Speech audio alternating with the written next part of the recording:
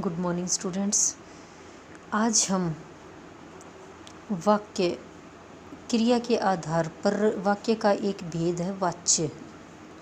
उस वाच्य को हम पढ़ेंगे। कईयों में ये स्वतंत्र होता है, लेकिन होता है यह वाक्य का ही एक भेद वाच्य, जिसको इंग्लिश में वॉइस कहते हैं। वॉइस 10th क्लास में जो 3 नंबर का आता है उसके ऊपर हम बात करेंगे। देखो, वैसे डेफिनेशन पूछी नहीं जाती है, लेकिन हम फिर भी एक बार देख लेते हैं। वाच्य की क्या होती है परिभाषा? क्रिया के जिस रूप से पता चलता है कि क्रिया कर्ता कर्म या भाव के अनुसार हुई है उसे वाच्य कहते हैं। वैसे वाच्य शब्द का अर्थ होता है बोलने योग्य या बोलने का विषय। इसको हम कथन भी कहते हैं। क्रिया के विधान को भी वाच्य कहते हैं। इसकी अलग अलग विद्वानों ने अलग अलग परिभाषाएं दी हैं। देखो, जैसे वह सामान खरीदता है, यह भी वाच्य का एक उदाहरण है। जयाज से फूल खरीदे जाते हैं, कबूतरों से उड़ा जाता है। ये वाच्य के ही एग्जाम्पल है, वाक्य ही होते हैं ये एक तरह से। तो तीनों के अलग अलग दिखाए गए हैं। ये कर्तृवाच्य है, ये कर्मवाच्य है, ये भाववाच्य है। अब वाच्य के भेद होते हैं 3: कर्तृवाच्य, कर्मवाच्य और भाववाच्य। कुछ विद्वानों ने 2 ही भेद बताए हैं, कर्तृवाच्य और अकर्तृवाच्य। अकर्तृवाच्य में ही ये दोनों भेद आ जाते हैं, कर्मवाच्य और भाववाच्य। अब हम कर्तृवाच्य को देखेंगे। कर्तृवाच्य क्रिया के जिस रूप से वाक्य की क्रिया कर्ता के अनुसार होती है उसे कर्तृवाच्य कहते हैं। कहने का मतलब है कि जहाँ कर्ता के अनुसार क्रिया हुई है वो होता है हमारा कर्तृवाच्य। देखो एग्जाम्पल: पायल फल खाती है, सोनाली बाजार जाती है, कविता गाना गाती है, अंकित रोटी खाता है, वह पढ़ता है। अब चले, उठो जरा घूमे, हम रोज़ नहाते हैं, मैं बैठ नहीं सकता।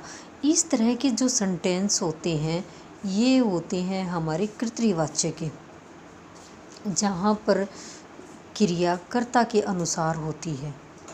फिर दूसरा है, मैं आपको डिटेल में भी बताऊंगी और फिर शॉर्ट ट्रिक भी बताऊंगी इसकी, ताकि तो आप लोगों को जल्दी याद हो जाए। फिर उसके बाद कर्तृवाच्य में जो क्रिया होती है वो क्रिया अकर्मक भी है और सकर्मक, दोनों के एग्जाम्पल आपको मिलेंगे, अकर्मक के भी और सकर्मक के भी। ये आप लोगों को ध्यान में रखना है, ठीक है। फिर दूसरा आता है कर्मवाच्य। जिस वाक्य की क्रिया कर्म के अनुसार होती है उसे कर्मवाच्य कहते हैं। इसमें कर्म के अनुसार क्रिया होगी, कर्ता के अनुसार क्रिया नहीं होगी। और दूसरी क्या पहचान होती है, इसमें कर्मवाच्य में सदैव क्रिया सकर्मक होती है। मतलब जहाँ पे क्रिया सकर्मक होगी वो हमारा होगा कर्मवाच्य। जैसे देखो, अरुण से सीढ़ी खरीदी जाती है। अब यहाँ पे सीढ़ी क्या है, ये उसका कर्म है, तो क्रिया यहाँ पे कर्म के अनुसार होती है, ना कि कर्ता के अनुसार। अब अगला एग्जाम्पल देखो, नीता से कपड़े सिले जाते हैं, यहाँ पे भी कपड़े उसका कर्म है। और अगला है, कविता से गाना गाया जाता है, ये भी कर्मवाच्य का एग्जाम्पल है। उससे व्यायाम किया जाता है, सिपाही द्वारा चोर पकड़ा गया। इस तरह के एग्जाम्पल होते हैं वो कर्मवाच्य में होते हैं। कर्मवाच्य जो होता है उसमें कुछ और भी इसकी पहचान होती है। कौन सी? अगर कहीं पर गर्व आ जाए, अभिमान आ जाए, अधिकार जताने का भाव हो, या समर्थता प्रकट करने का भाव हो, या कर्ता अज्ञात हो, पता ही ना हो कर्ता है क्या, या कर्ता को प्रकट न करना चाहता हो, इस तरह के वाक्य अगर आते हैं तो वो भी क्या होते हैं, कर्मवाच्य होते हैं। ये आप लोगों को ध्यान रखना है। फिर अगला जो भेद है वाच्य का, तीसरा क्या है, भाववाच्य। सीधी सी डेफिनेशन है इसकी, एक जो क्रिया वाक्य में एक कर्ता या कर्म के अनुसार न होकर भाव के अनुसार होती है उसे भाववाच्य कहते हैं। और भाववाच्य में क्या होता है, क्रिया सदैव अकर्मक होती है। और क्या होती है, क्रिया सदैव अकर्मक की होती है और अन्य पुरुष पुल्लिंग एक वचन में रहती है। इसके अलावा और क्या पहचान होती है? भाववाच्य में निषेधार्थक व्यवस्था वाले या असमर्थता वाले भाव प्रकट करने वाले वाक्य भी इसमें भाववाच्य में ही आते हैं।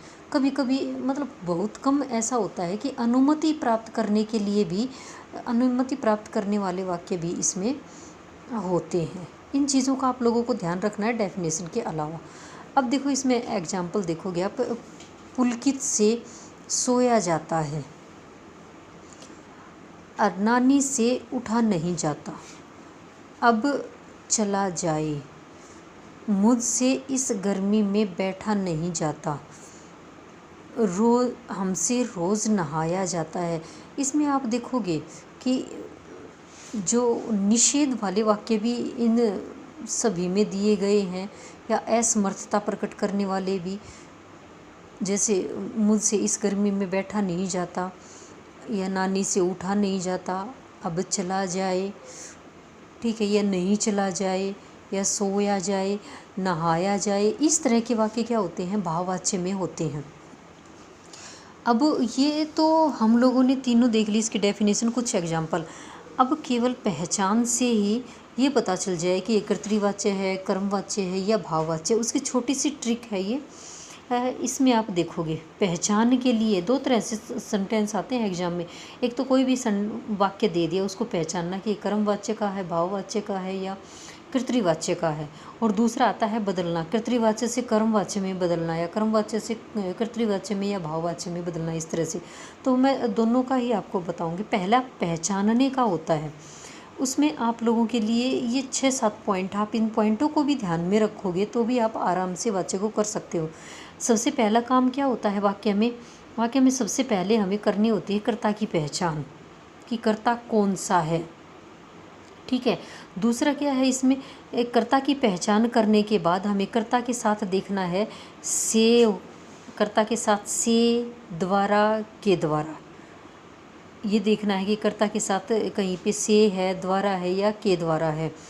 अगर इन तीनों में से, अगर से हो, द्वारा हो या के द्वारा हो, अगर ये नहीं है तो वो हमारा होता है कर्तृवाच्य, ठीक है। कर्तृवाच्य की पहचान सबसे पहले हमने वाक्य देखा और उस वाक्य में देखा कि वो उसमें से है या द्वारा है या के द्वारा। अगर नहीं है तो वो है हमारा कर्तृवाच्य। 1 मिनट में ही पता चल जाएगी कर्तृवाच्य कौन सा होता है, ठीक है।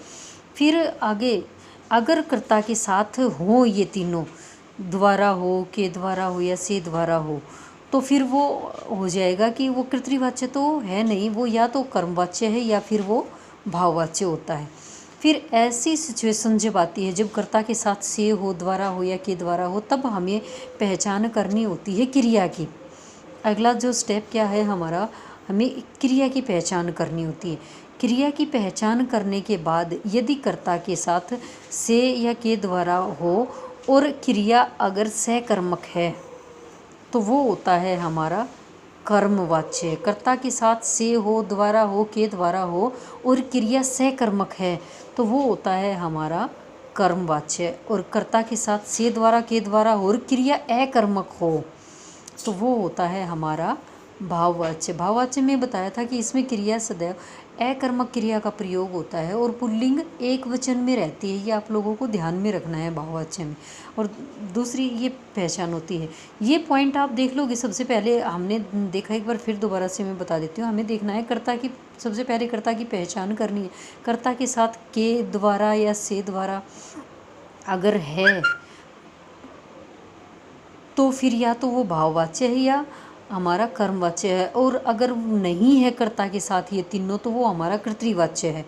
और जब कर्ता के साथ ये तीनों हैं तो फिर हमें क्रिया की पहचान करनी होती है। अगर क्रिया सकर्मक है तो वो कर्मवाच्य और क्रिया अकर्मक है तो वो भाववाच्य है। पहचान वाला टॉपिक यही इन्हीं पॉइंटों से आपका क्लियर हो जाएगा। आपको डेफिनेशन में जाने की ज़रूरत नहीं है।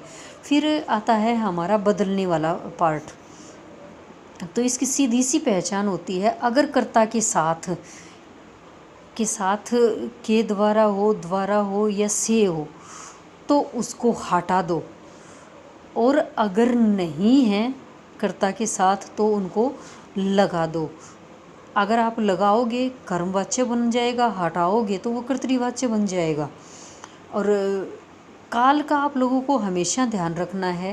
काल इसमें कभी नहीं बदलता है। बदलने का तरीका मैंने आपको बताया कि कर्ता के साथ अगर से हो, द्वारा हो या के द्वारा है, तो अगर लगा हुआ है तो उसको हटा दो, और अगर नहीं लगा हुआ है तो उसको, इन तीनों में से जो आपको अच्छा लगता है उसको लगा दो, तो वो आपका वाच्य परिवर्तन हो जाएगा।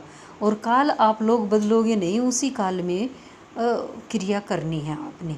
ये था हमारा वाच्य का छोटा सा चैप्टर। अगर नहीं समझ में आए तो आप मुझे बता सकते हैं।